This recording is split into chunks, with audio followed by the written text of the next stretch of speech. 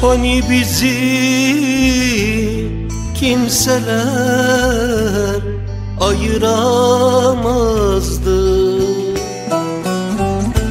Ölüm olsa dalından koparamazdı. Bir fidandık hayatın biz baharında. Yaprak olup savrulduk fırtınalarda. Gel gör beni, gel gör beni, bak ne haldeyim.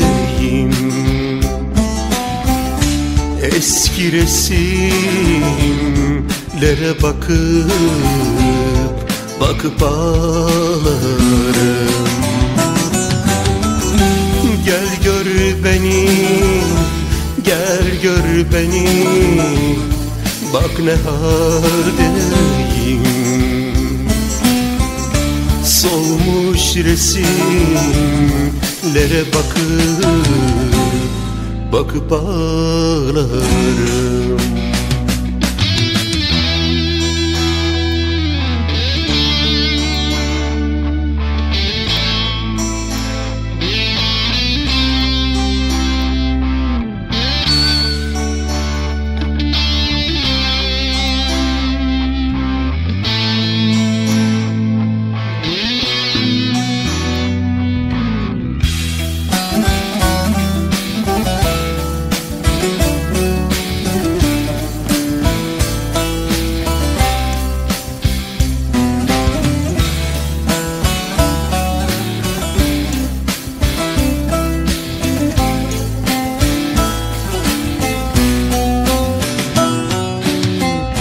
Hüzün kattım sevdalara,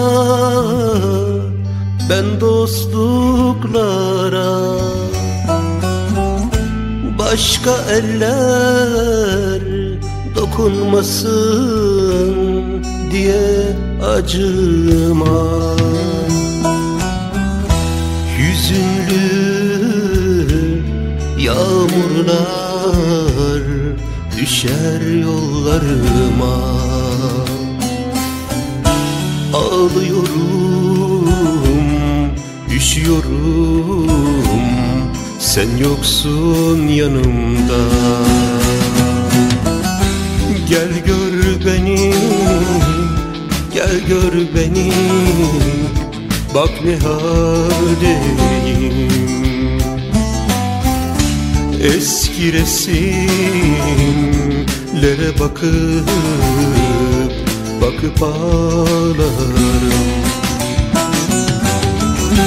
Gel gör beni, gel gör beni, bak ne haldeyim.